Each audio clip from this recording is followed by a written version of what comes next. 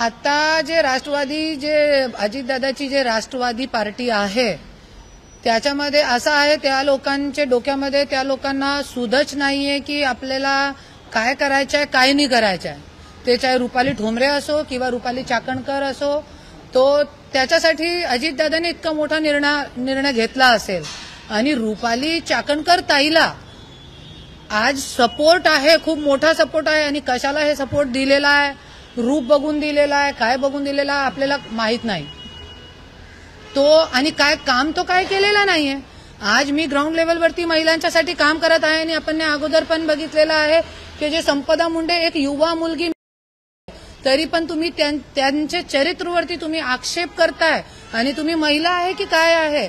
आणि हे रुपाली चाकणकर ताई संदर्भात मी 2 वर्ष अगोदर जे राष्ट्रीय महिला आयोग आहे दिल्लीमध्ये, तिथे मी कंप्लेंट देऊन आलेली आहे. आणि आम्ही कोर्टामध्ये पण केस टाकला त्यांच्या विरोधात की हे महिला काही कामाची नाहीये.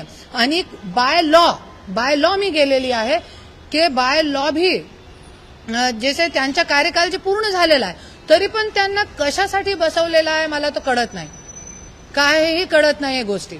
आणि काय महिलांच्यासाठी काय काम पण करत नाही. आणि कशाला त्यांना पाठबळ अजितदादा देत आहे मला ते पण कळत नाही. आणि मी काय बोलू शकत पण नाही त्याच्याबद्दल.